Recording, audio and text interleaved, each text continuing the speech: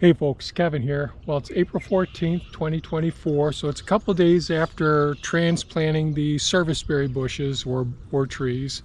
And I did get a question about the serviceberry. Are they actually serviceberry, Saskatoon, Juneberry? Those are the common names. There really are a whole bunch of other names that I can't think of.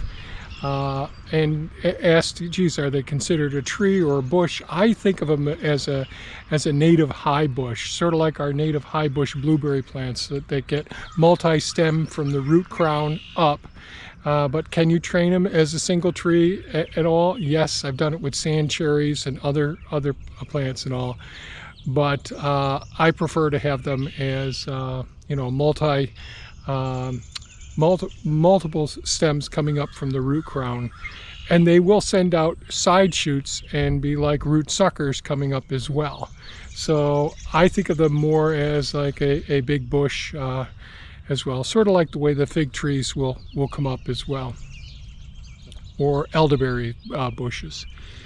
So yesterday we've had rain steady for several days now. The rain just let up a little while ago. We'll get some more in a little while. And really high winds yesterday, so a lot of the serviceberries, I didn't go up there yet. It's just a big mud pie, but I could see a lot of them are leaning over. So I'll wait until the rain breaks, and then I'll go up and see what I can do, see if I've got to stake them, see if some of them just snapped off. That probably happened. Today, what I'm going to try and do, and I'm really sore, so I may not accomplish as much as I want to do. I strained my back some doing a project inside yesterday. But the ash tree here, I'm going to go ahead and chunk this up some so that I can come in with Mini-Me, the Kubota B2601, and take multiple piles out to a hugelkultur pit as well. And we'll see. So I'm going to use a chainsaw for this. And if my back isn't feeling too bad, I'll go up and do some pruning of the grapevines. And another question I got probably a month ago was a question: do I hate grapevines? And no, when I've talked about the frustration with grapevines, those are the ones, the native ones that grow so rampantly here in the Northeast and can envelop the whole canopy of overstory trees. So your biggest maples and oaks and all, those trees can end up dying because of the grapevines getting so big and all, and because of the ash trees being in the area and them dying because of the insect, the emerald ash boring insect, basically eats away the cambium layer, under the outer surface of the bark layer where all the vascular system is, the xylem and phloem. And when they destroy that layer, the ash trees die, and that's what happened to this ash tree. So this ash tree had the emerald ash boring insect kill it, but that was several years ago, and it's just been gradually dying over the years and held on for a while, and for the last couple of years it's been completely dead. But the woodpeckers and many birds were nesting in here. The squirrels were up and down it all the time. So we left it up, but it was getting so bad I decided to take it down because I wanted to rework this area in the second food forest. So that's a long explanation.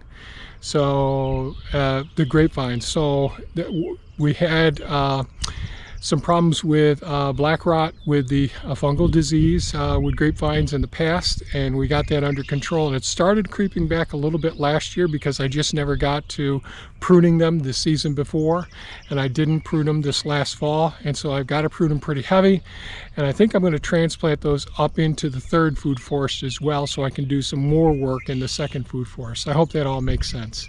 So I may go up there and start pruning those. I won't be digging them out today. And I'm behind on the almond forest, part of the first food forest. Their almonds are closely related to peach trees, and you're going to see some of your flowering cherries, your magnolias. They're all flowering here on the property at this time, and certainly the peaches are some of the first ones, like the cherries as well, that'll flower. And the almonds are flowering out there now, so I've got to do some work out there as well. So those are things that are on my projects on the outdoor stuff that I'm thinking about, and so I'll stop chatting anymore and see if I can tackle a little bit of work here on this ash tree. Not going to accomplish a lot with it today, but I'll get a little bit done. Reaching up overhead with my back right now is not great, so I'll knock down the manageable stuff first. Here we go.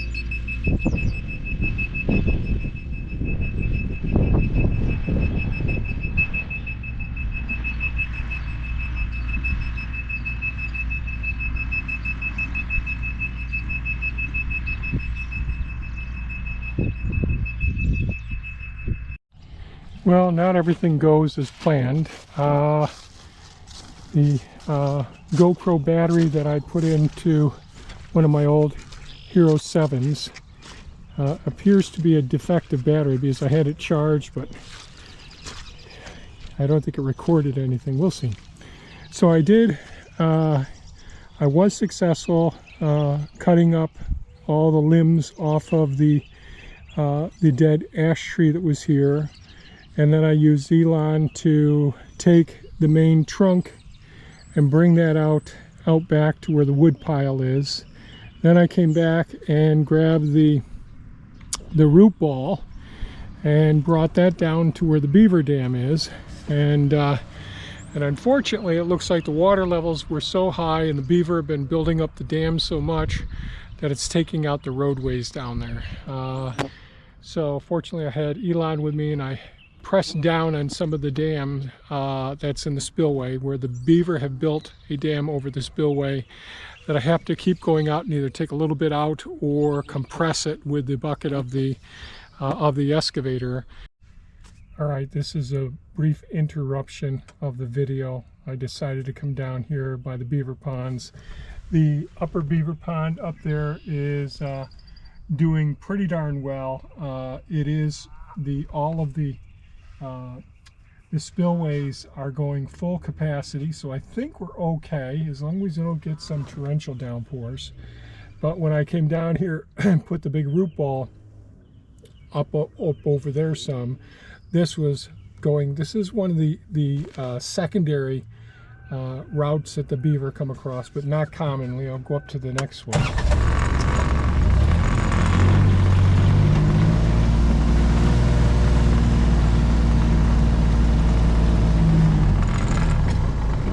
So this right here is one of the main canal systems in the wetland area here that goes down to the next beaver dam. This is a whole area that they've been working on and harvesting all the trees from this area over here where I put the canal in.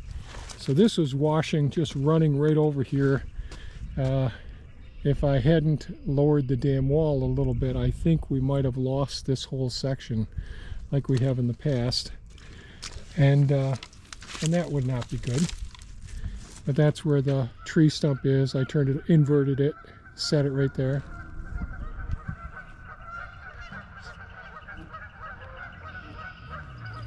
I've been, all the geese up front are doing great.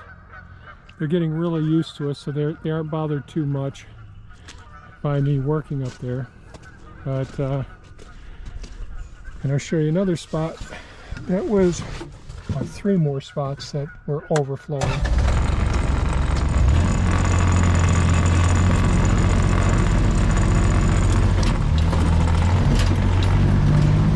So this whole area here was flooded, and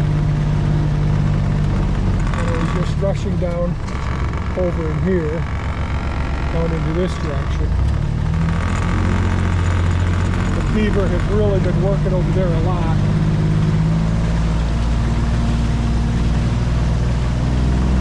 Of course, we have gotten a lot of rain, so that's a major contributing factor.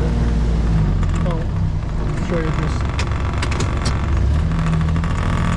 So this is one of the beaver passages here, and right there you can see where the beaver drag a lot of the trees down in that direction. They are powerful little buggers. So they're taking a lot of this forested area here, dropping all the trees here, and taking it out to another dam down below. And this is the dam on the spillway that I went ahead and I lowered the tops of the, I lowered the height of the dam that the beaver had put there. Always makes me nervous when I open these up some, and I try to make sure that as I open it, I don't open it in just one spot, because it'll just rip the whole dam out. And this is, you know, they need to have this water for them to work through here just fine. And of course, all of the other fish, invertebrates, amphibians, reptiles, they're all dependent on this, especially during the springtime. Really important to keep this here. And you can see all the trails for the beaver out there as well. So it's changed a lot. I don't know if you've been watching the videos for the last couple of years. Things have really changed drastically. This is all forested right up to about 5-6 feet from here. Then I put in this canal system, and then the beaver decided, well, we're going to use that and expand it and make their system. Okay, somehow I'm going to clip this back into the original video from up above, where I was removing that tree, and now I'm going to go inside and rest my back. Bye-bye. And hopefully that works, and because the water was flowing over the whole entire dam over the spillway, hopefully that makes sense. And hopefully that will drain and lower the water levels some, so it stops eroding the roadways down there. Then I came back up here, and I opened up a little path from where the root ball was that's just made a puddle of water, a big pool of water there. And I made a little egress so that the water, as I put the fill from this area here, there's still more fill over there. But this is like another big mud pie right in this area. Try to take out as many of the roots. They're all over in here. But this is a job for mini-me, and it's just way too muddy. I think we're going to have a couple of days of dry coming up, so that would be real nice. And then I'll come back to work on this eventually.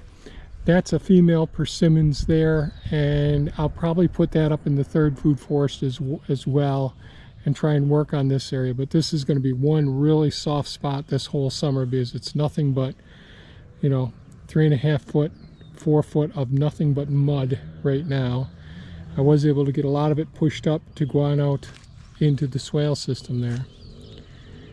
And I was able to get up a little bit closer up there to where in the third food forest, where I just put all of the service berries, and a lot of them are knocked right over. So maybe tomorrow I'll get up there and look at it.